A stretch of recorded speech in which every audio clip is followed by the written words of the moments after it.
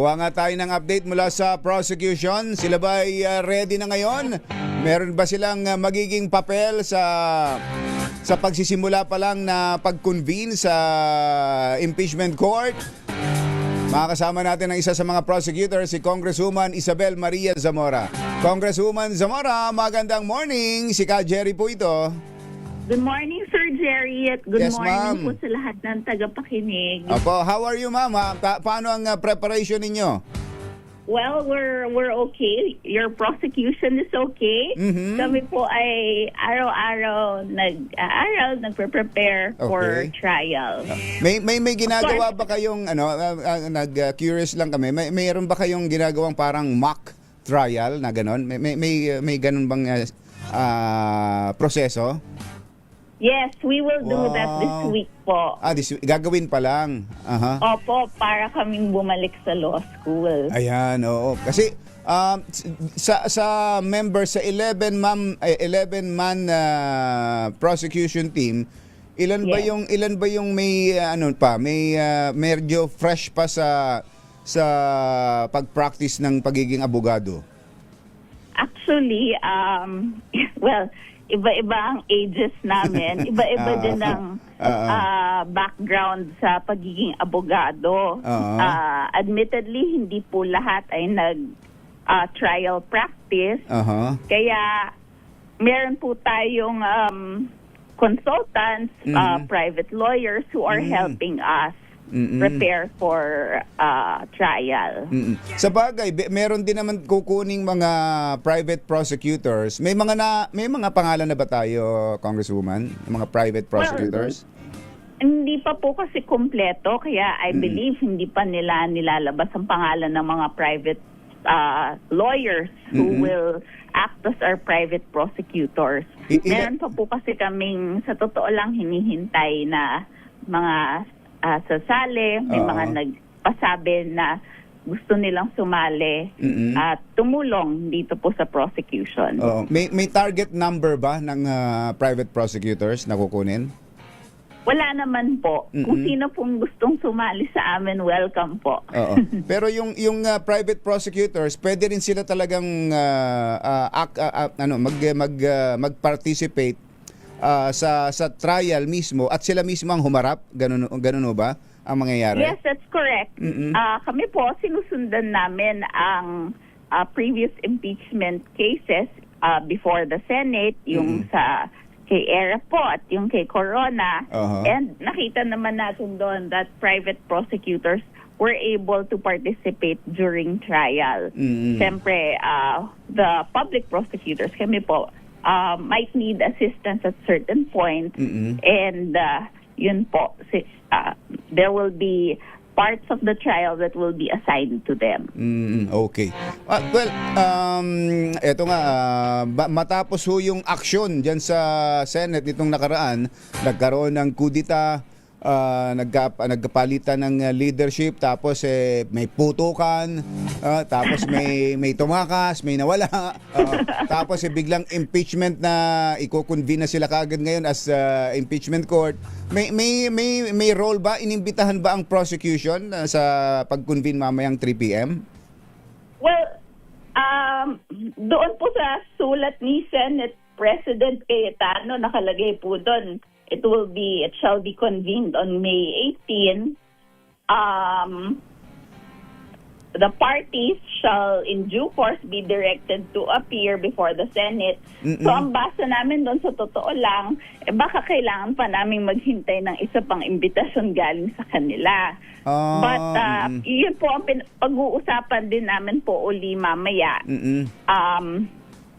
Kung kami po ay dadalo later.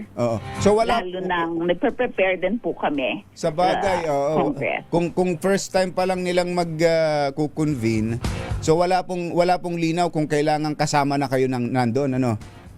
Yes. Ang tingin po namin na mangyayari kung magko-convene po sila today, yun po yung mag-oath taking sila. They will approve the Senate rules on impeachment. Yun po ang mangyayari na sa totoo lang, wala naman din kaming role pa doon. Oh, okay. Kapag nagsimula ng trial, syempre ang mga senator judges ay naka-robe. Ang mga prosecutors ba may uniform din? Meron din ba kayong suot, Congresswoman? Nakakaiba sa sinusuot nyo sa Senado, sa Congress? Ay, wala naman po. Pinanood nga namin yung mga videos kay Corona and either nakabarong or suit lang po ang prosecutor.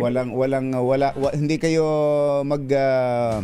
hindi kayo required sa bagay sa judges yung robe. Opo, sa judge ang robe. Iniisip kasi namin baka ako may uniform din kayo. Meron din kayong isusuot na pare-pareho kayo to distinguish kung sino yung sa prosecution. Ang sabi po namin, kung mag-Filipinian na magbabarong, terno po kaming Filipinian at barong. Yun. Maganda nga yun. Ano. Sino ang yung parang pinaka-lead prosecutor, ma'am? Most likely po si Chairwoman Jinky Luistro dahil siya po ang head ng ating House Committee on Justice. Oo. Okay. Panghuli na lang po, meron bang collective sentiment ang mga prosecution team dito ho sa bagong leadership ng Senado dahil lahat yan nangyari bago ma-transmit ang articles of impeachment sa Senado? That's correct. In fact, nangyari po ang coup nila, ang pagpapalit ng liderato sa Senado, noong tayo ay nag-deliberate sa ating report, resolution, and articles on impeachment noong Monday po. Remember, tumayo po si Chairwoman Jinky at Prenisinta itong mga ito at dinipensahan ang ating articles of impeachment. And kasalukuyang nagpapalit ng liderato sa Senado noon.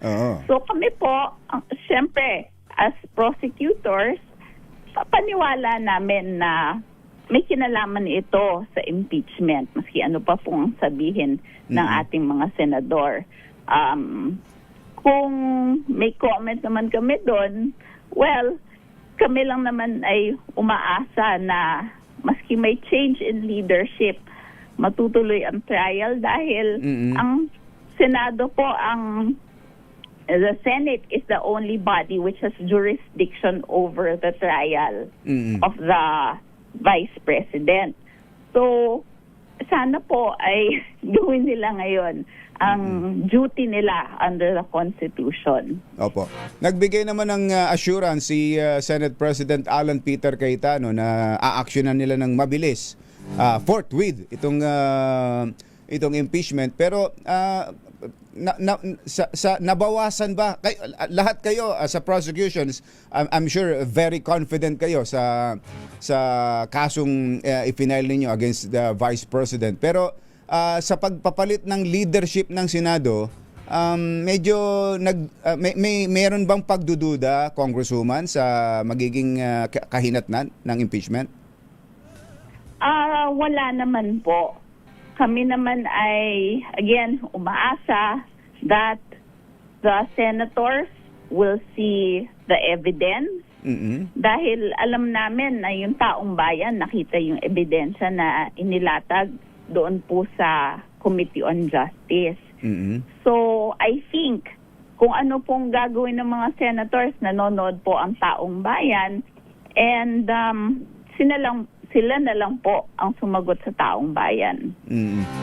Tsaka isa ring kainaman din ang nangyari, ang mauupong Senate President at mauupong head ng impeachment court ay isang abogado, Congresswoman Isabel, si Senator Alan Peter Cayetano. That's correct. Siyempre, mainam, mabuti po na naiintindihan din ang legal processes, legal proceedings sa trial, lalo na pong itong trial nito ay napakahalaga, napaka-importante. Opo. Congresswoman, mag-aantabay kami ng mga susunod na mangyayari. Good luck po sa inyo. Magandang umaga po.